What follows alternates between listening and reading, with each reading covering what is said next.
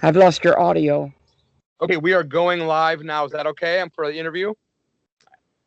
Good. Welcome, Suzi QUATRO. How are you doing, Suzi? I'm doing great. It's the hottest day in the UK so far this year. So I have put out I'm anal, by the way. I've put out all my cushions and I said, I'm staying out here all day. I will go to the lounge chairs, to the bubble, to the swing chair, to the other chair, to the table, and I won't go until the sun goes down. You sound like a very active person. I love it. We are really impressed by that new album, Suzi. I'm not going to lie, and I'm not going to do a lot of small talking. The new album is phenomenal. We really listened to the whole thing from beginning to end like twice last night, and wow. Thank you for saying that. It's so funny because I don't know how we did it. I honest about it. I started to work with my son on No Control, and we really connected, but that was our getting our feet wet project. And then when it came to this one, he got his confidence. He's only, how was he, 36? And he got his confidence on all the compliments from the last album. So then he put his feet down, you know? And he's a little bit too old to ground, but I nearly did. And he said to me he wanted this album to be as groundbreaking as the first one. And he really had a blinders vision. Yeah. So, we had a few little ups and downs, about maybe mainly about his studio speak, because he doesn't know how to say something that he thinks is wrong without being offensive with it. So I had to teach him that. He's now getting that. Well, that's only experience. Yeah. And a You, good mother. yeah, you have to be able to say to an artist, and Richard's a guitar player, and you say it when you're in there doing what you're doing. If I'm playing bass or I'm singing, whatever you're doing, you're very vulnerable, you know, because like people are in the room and they're watching and they're listening, and even though you're sure of yourself, part of you is going, oh God, I hope this is okay. That's the way it is. That's every artist. And so I had to teach him a little bit, just be a little bit gentle. I mean, I'm very straightforward myself, and I've seen Richard, I saw him freak out 2 or 3 times when his father, my ex-husband, my ex-guitar player, was in the studio and his dad said something, and I saw Richard lose his cool. So I said, remember that now when you're dealing. So anyway, it's people have been comparing this partnership to Chin and Chapman. I've just gone, what? So we've really developed something. We have. Yeah, it just works. Can I ask how long it took to record the album from beginning to end? Well, we were both going to be 220. I was going to have one of my busiest years. I had the really good year 219 with No Control, my documentary, maybe 85 shows, sold out solo shows in iconic venues. So huge year. And he was busy with Biba Doobie, who he used to work with. He doesn't work with her anymore. I shouldn't have said that on air. I think he's going to leave now. He doesn't want to be on the stage anymore unless he's on the stage. And then I was on the road last year. I was supposed to be maybe 85, 90 shows. It was going to be high. And then the lockdown came. So I said to him, okay, so instead of us getting depressed about this, let's just write the album. Luckily, I had built a studio before the lockdown. I didn't know the lockdown was coming. I built a small demo studio in the grounds. I said, there we have it. You go out there, you work on tracks. I'll sit on the patio, which I like to work. I'm old school, I'm not a button pusher. I'm more of more just press. It's like on an old tape recorder, press play and put it down. That's how I am. So we both worked, and then we had nowhere to go, nothing to do but work on the album. So we dove into it. It took from the end of March when lockdown started. By September-ish, we were ready to put down the tracks properly in a proper studio, studio quality. Yeah. And by October, we had delivered the album. But fantastic. It's just, I mean, everybody's saying it. It's my best work. So I don't know what happened, but it happened. Well, I was really moved by so many of the songs, of course, but Isolation Blues really caught me last night. I love that song. What about you, Tracy? Yeah, it was really heavy. I listened to it like 3 times and I was like, gosh, so many people are going to be able to relate to this song. Yeah, the relatability to so many of the songs seems to reflect what's happening in our times, and you captured it. Yeah, that's, it's funny, both of you, because I've done maybe 500, 600 interviews for this album. And many, many people are picking out that track not because it's a single, they're picking it out because it speaks to them. Yeah, It It sure captures it, doesn't it? It captures what we're going through. And when my son played me, he works with tracks, so he had this little track done, no vocals, just a track.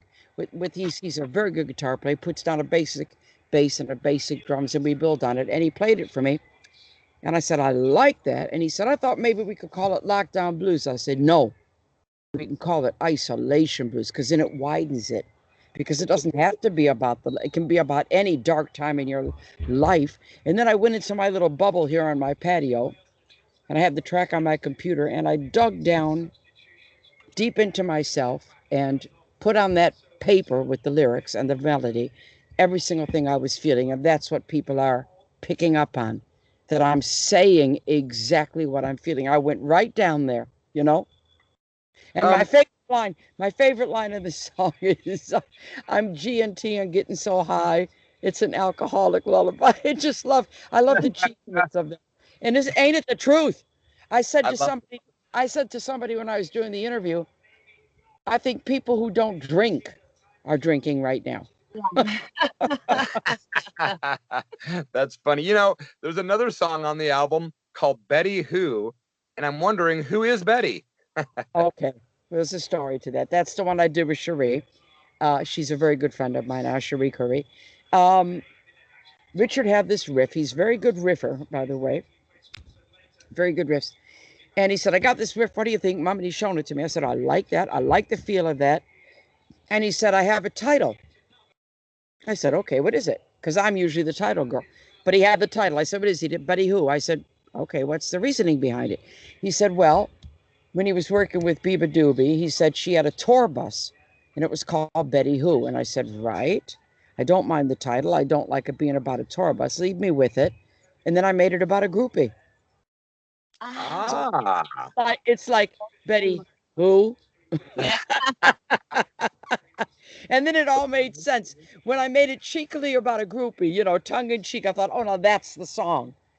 yeah, and we noticed the catchy riffs in that song too. So kudos to him for the great catchy riffs. Absolutely. Another one is we made notes on the songs because I think it's important to talk about the music and not just like the past. Get Out of Jail, is that another lockdown sort of pandemic reference? Like Trippy Bridge, Save Me from This Hell. I know. This is so funny. Just before lockdown started, we were thinking about what tracks could go on, and Richard had this basic little track done of this. So he showed it to me just before. And he said, "Mom, this is a crazy idea." I said, "Okay." Because I sometimes listen in my room, in my office on the computer. And he'll send me the track, and I'll listen with my acoustic bass, songbook, listening, finding my way in. And he said, what about, Mom, if you were in jail and you had to get out to do one more gig?" I went, "Okay, interesting concept." Yeah. And I didn't work on it right away. I liked it, but I didn't work on it. Then about 3 months into the pandemic, I put that song up. And I called Richard into the office. I said, "Right, now it's easy because now we're living it. Now it's happening. I can write this right away. I can write the lyrics immediately. Get out of jail. One more gig before I die. Easy. We're living it. It's not imaginary. We're living it." And I always have to live something. So I said, "I can now use your idea, but put it into what we're going through, you know?" And then he had the idea to do that chain gang thing and all that. And it really came out good. What a great song. Just goes, doesn't it? Yeah. It does. And I made notes about every single one of these songs. Before I ask any more about music, Suzi, I'm sure you've been asked a million times, but I don't know the answer.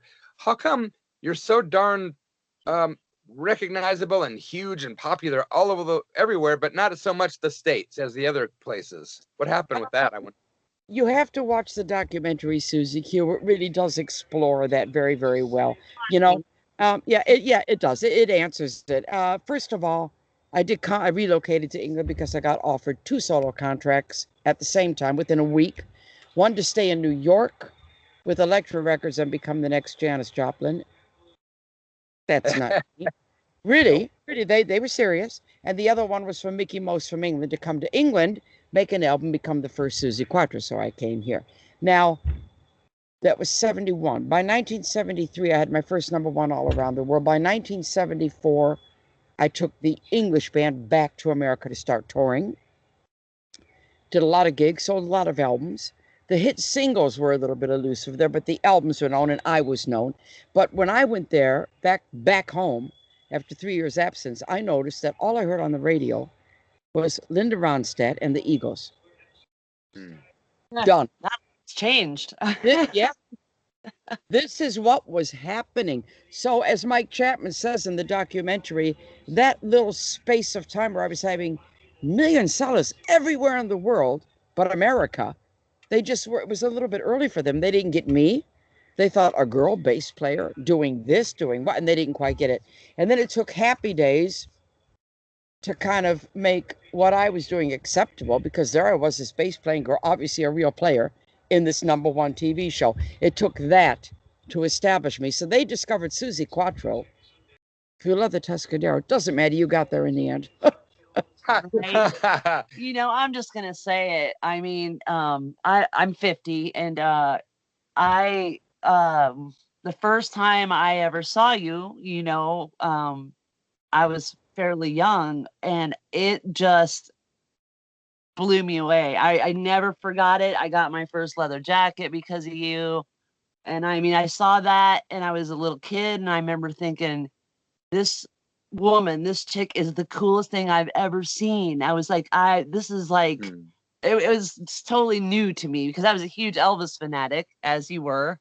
And 68 Comeback Special was my thing, you know, and I just remember seeing you the first time and I was like, oh my God, this is incredible. Girls can rock and play bass. And well, this was 70, you know. The whole secret is I didn't then and I don't now. I don't do gender. I never have done. I don't think I've ever called myself a female musician in my life. That's not how I see myself. Elvis was my first hero, and I, at 5.5, seeing him on the Ed Sullivan Show, I decided at 5.5 that I was going to do what he did. It didn't occur to me that he was a guy and I was a little girl. I didn't even think about it, you know? And it didn't occur to me big time until I saw my documentary for the first time in front of an audience in a cinema, in a theater.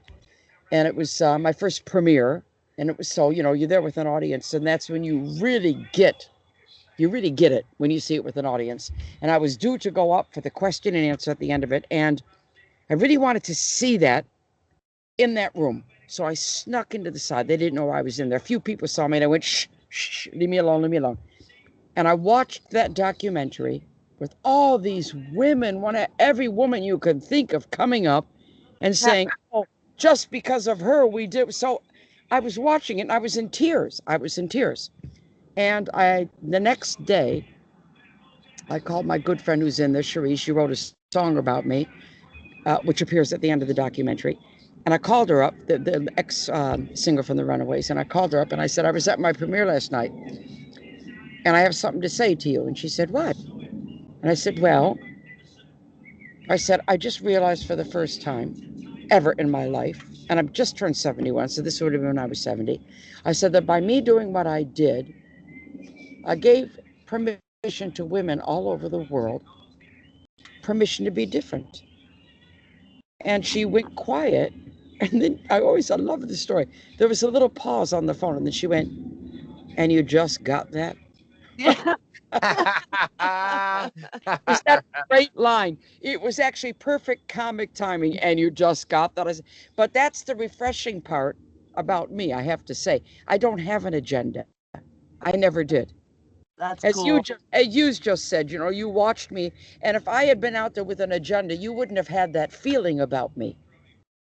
No, not at all. You were so genuine, and I just, you know, like I'd never seen anybody at that age. You know, I was a kid, and I just was blown away. I just wanted to tell you. I mean, I know you hear that all the time, but It's not every day you get to talk to one of your heroes. Yeah, well, I never get tired of hearing it. Believe me, I take great pride in what I do. You know, I've been. I'm just going to switch this off so I can hear you.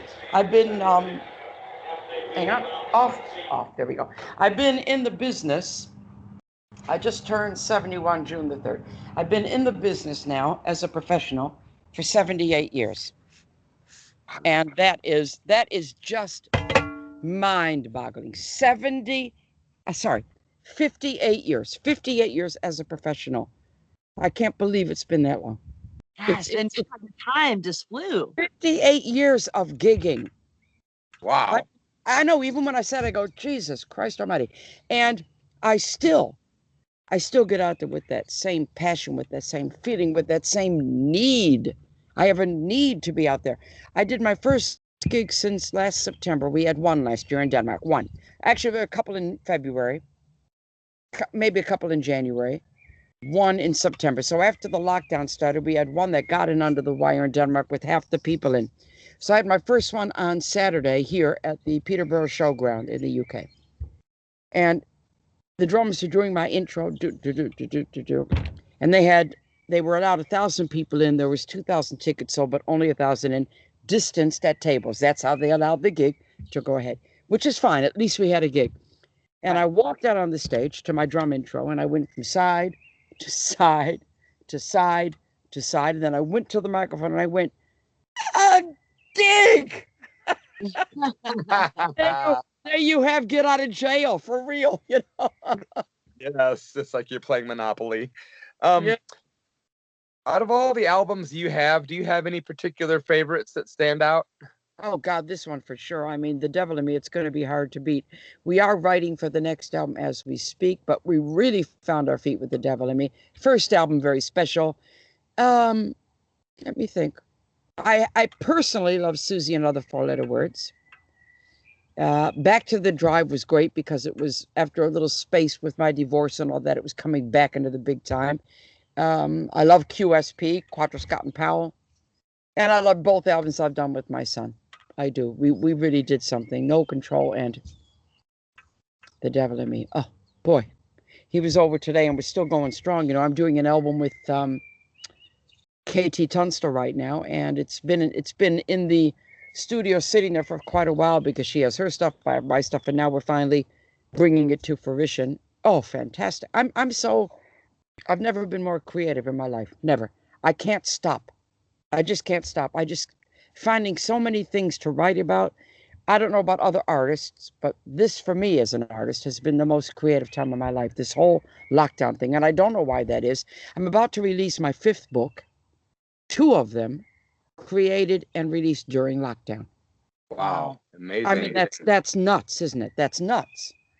Well, you know, and a lot of artists, I mean, you know, seem to, I don't know if they get jaded or they get bored or what, but they seem like to get in the same rut or something, you know, and you never seem like you get in those creative ruts where you can't, like, every album sounds different than the last, you know. It doesn't just sound like the same, yet retaining your flavor, you know. It does, yeah, retaining your flavor, but Yeah, it doesn't sound. thank you for saying that. Yes, thank you for saying that because I agree with that. Maybe that's my anal attitude, which I've had since being born. Don't box me in. Yeah. Don't do it. Don't categorize me. You'll hear that on Do Your Dance. Don't categorize. No, don't. Because I don't want to be boxed in. Maybe I'm that, maybe I'm that. Don't. I'm creative. Let me create. Let me do what I do. It all has my flavor on it. Yes, it's all my flavor. You can't disguise my type of writing, my voice. My voice has a very distinct tone to it. And everything's got who was it? James Burton, Elvis's guitar player. And Elvis was my hero, as you know. And I did Singing with Angels with him, my tribute to Elvis. And great song. And the Jordanaires, the original Jordanaires. I mean, give me a break. And I'm doing this whole session with him and I'm giving my tribute to Elvis. And we were taking a little break during the recording. We were in Nashville at Elvis's studio. And he was listening to my new album, Back to the Drive, on headphones. And he said to me, Suzi, I got to tell you something. I said, what? This James Burton we're talking about. I said, what? He said, well, you got that thing Elvis had. And I went, what? I said, what? You know, I was nearly on the ground. And I said, explain that. And he said, well, the only way I can explain it is that everything you do is you. And I will take that to my grave, what he said. Yes. You know, I said to him, I was joking, and I said, I don't even care if you mean it or not, James. I'm keeping it. I think he meant it. I think he did, but what a compliment. And I understood what he meant. I did understand what he meant. That even what you just said, even though the album is diverse, my stamp is on it, isn't it? Yeah, for sure. You know, like I said, it's not the same old formula just every time. You know, it's just always fresh and it's cool. On the new album, Suzi, there's a song called Motor City Riders. Is that about the old crew in Detroit and stuff? Oh God, yes. On the whole album, those are the lyrics that I worked, and you never usually have to. It's not called working at lyrics, but you're digging deep and you're making sure that every syllable counts. Okay. Sometimes you have one of those songs that's so important to you that every syllable has to count. So this one was about growing up in Detroit during the 60s, and I thought, I want to represent this as it was, you know, as it was, what I was feeling like, what it was like, what the mood was like. And everybody has said what a well-written lyric that is. Yeah, it's about Detroit in the 60s with everything that happened to everybody who lived there. And I have that opening the second half of my 2-hour show. And on the gig on Saturday, I used it as my extra encore. Yeah. Great. You see, I still treat each gig like it's brand new. I don't rest on laurels. Yes. That's very cool. Did you I have to ask, because I'm a fan. Obviously you're also in radio, so I'm sure you have your fans of certain people other than Elvis, but Detroit, being in Detroit in the 60s, I mean,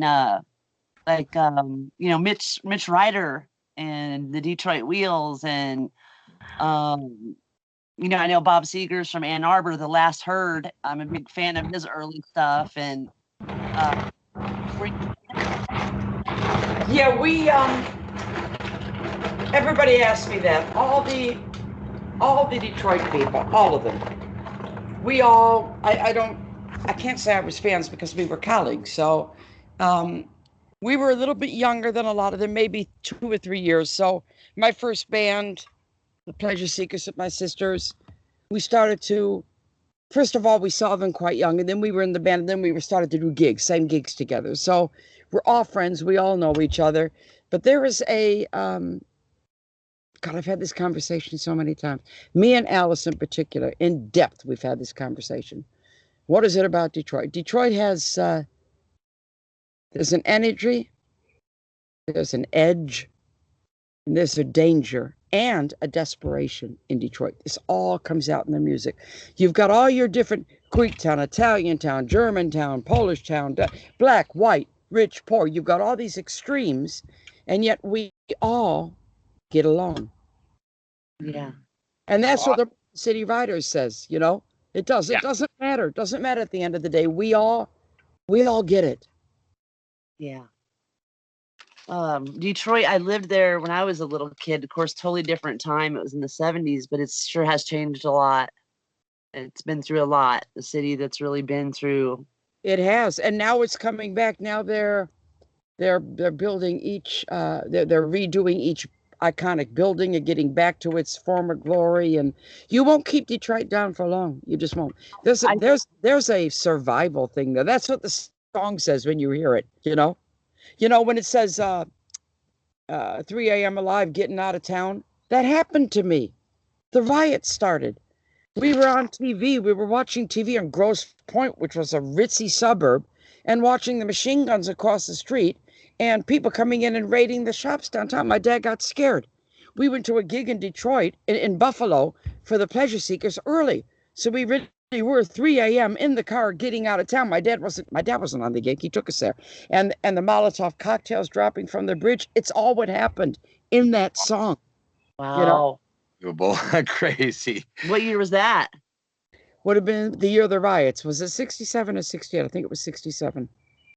So, yeah, I think so. Recently, we did receive copies from your sister Patty of the Pleasure Seekers and the Fanny CDs, which we really dig. And I wonder if you have any plans for the future to perhaps work with Patty down the road on anything.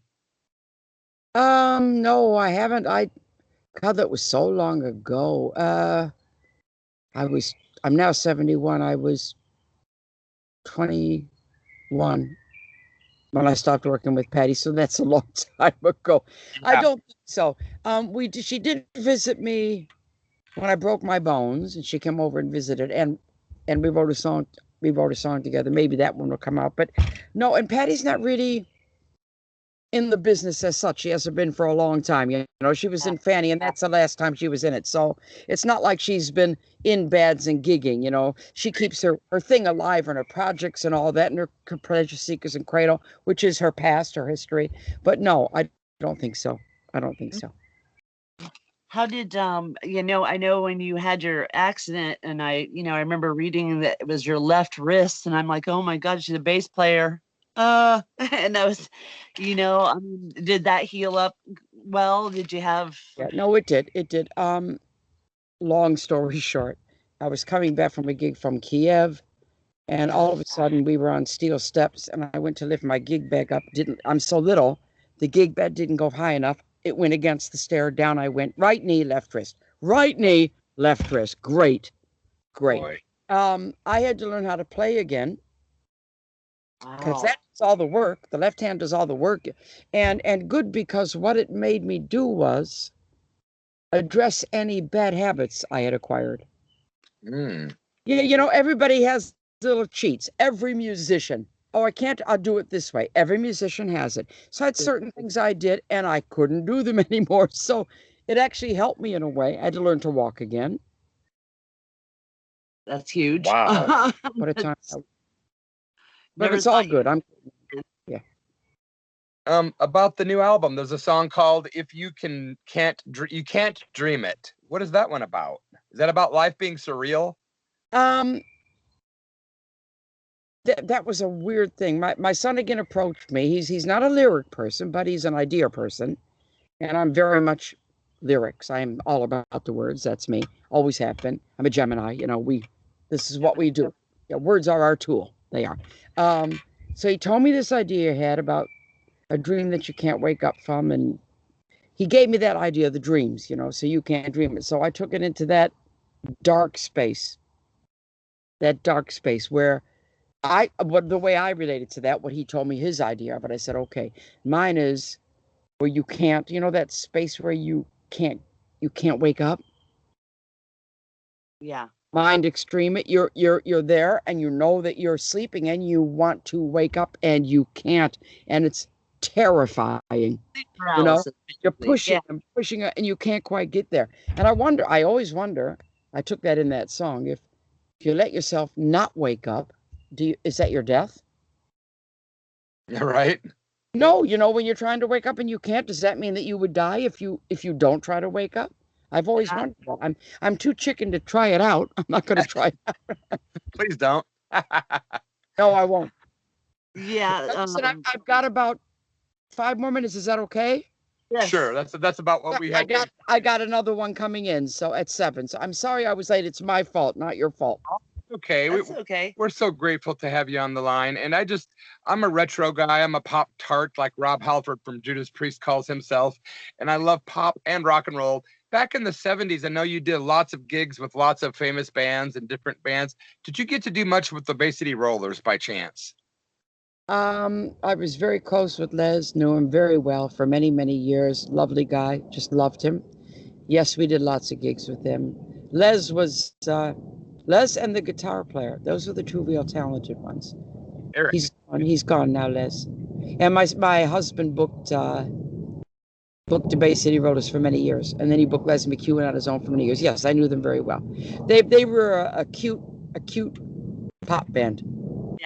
Did you know Pat McGlynn? Irresistible. Do you remember Pat McGlynn? Yes, sure. He's a good friend of mine. Just thought I'd ask. Had to mention that. Well, we really appreciate your time, Susie. Tracy, would you like to wrap up the interview? I know you've been excited as heck. So I've been sitting here with my jaw on the floor, but most of the time. But what's up for Suzi Quattro in 2021? If I mean, I know we're still kind of precariously placed in this kind of twilight zone, nowhere land, not sure what's happening. But if everything gets back to normal, are you going to be touring this year or next, or? I am touring this year. There's a lot of stuff in the book. Hopefully it will happen. There's a lot moved to 2022. I am not ready to stop. Well, why do it? You're still rocking it. Why would you? You'll have to get the hook and pull me off. The devil in me. Absolutely. It's the new album by Suzi Quattro. You're listening to KSKQ and the Church of Rock radio show, speaking with legendary, and we say that often, but we mean it this time, legendary Suzi Quattro. Very grateful indeed. Suzi, thanks so much. I know you have a lot on your plate today, but it's been a real pleasure. My pleasure. Thank you both. Thank you guys. Big hug, big virtual hug, and big virtual kiss. Thank you. Thank you very much. Bye-bye. Thanks, Suzi.